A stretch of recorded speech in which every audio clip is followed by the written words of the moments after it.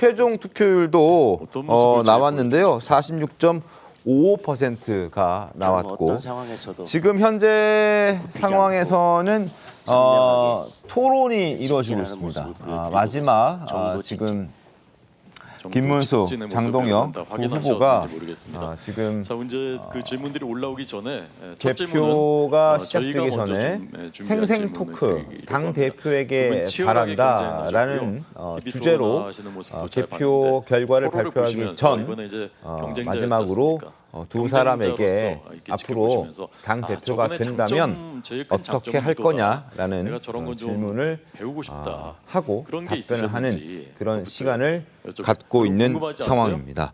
자, 최종 투표율은 46.55%, 본 경선 투표율은 어려워요. 또 44.39%를 기록했습니다. 결국 2.16% 정도 포인트 더 오른 결선 최종 투표율을 기록했는데 과연 이게 누구에게 유리하게 작용할지 본 경선 때만 하더라도 사실 여러분 기억하실 겁니다.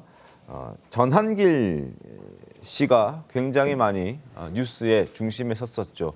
전한길 씨의 마음을 얻어야 되느니 마느니 뭐 이런 얘기들이 상당히 많았었는데 결선으로 가면서 다 모두 김문수, 장동혁 후보 모두 탄핵을 반대했던 인물들이기 때문에 전한길 씨와는 이제 상관이 없고 자 탄핵을 찬성했던 사람들의 표를 과연 누가 더 많이 가져오느냐에 따라서 이 두 사람 중에 결과가 달라질 수 있다는 얘기가 상당히 많았습니다.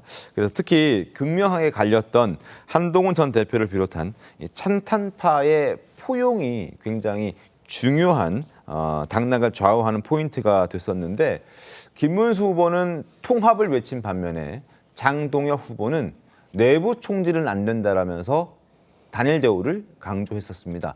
여기서 이제 두 사람의 차이가 발생을 했는데 두 사람의 목소리 직접 들어보겠습니다. 무조건 암세포 자르듯이 잘라내자. 이거는 민주주의라기보다는 독재 이거 아니겠습니까? 내부 총질 세력까지를 다 품자는 막연한 통합이 아니라 한 방향을 보고 함께 갈 수 있는 사람들끼리 모여 있는 단일 대우를 계속 말씀드리고 있습니다. 떳한 일은 지금 겨를이 아닙니다. 우리나라는 반드시 이 통합하지 않으면 앞으로 국가도 미래가 없습니다. 나는 용광로가 돼서 다 안고 가겠다라고 이야기하지만 저는 그게 지나치게 낙관적인 생각이라고 말씀드리고 싶고 밖에 있는 50명의 적보다 안에 있는 1명의 적이 훨씬 더 위험하고 그 조직을 망가뜨리기 쉽습니다.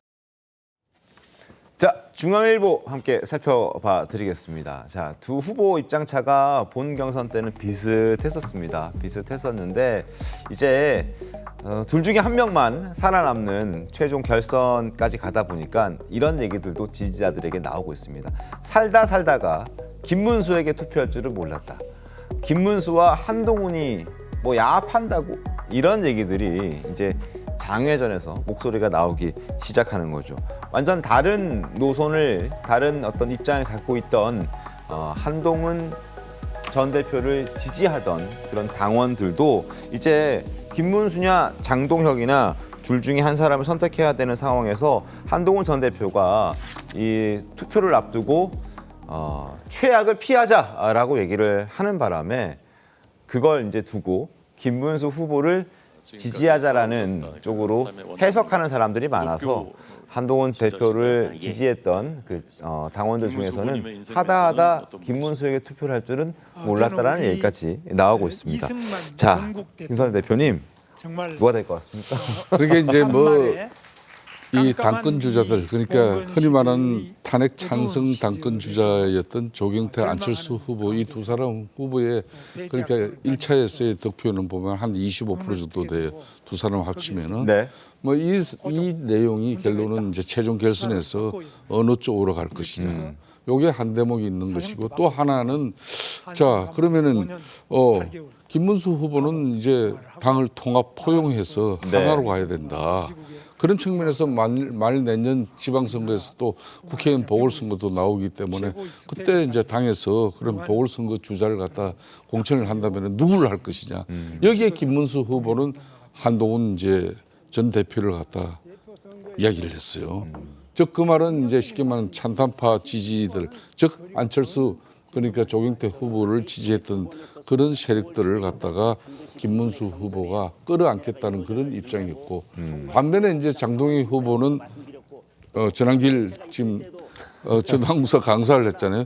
거기서 이제 또렷이 다 갈라지는 거예요. 네. 그렇게 이제 자 그렇게 되면은 그러면은 이제 김문수 후보를 지지했던 1차에서 네. 그런 그 강성 지지층들이 그대로 결선에서도 지지를 유지하면서 하면서 그리고 이제 허리 많은 찬탄파 이런 개혁파의 지지를 했던 그런 당원들의 지지를 받는다면 김문수 후보가 무조건 당선되는 겁니다.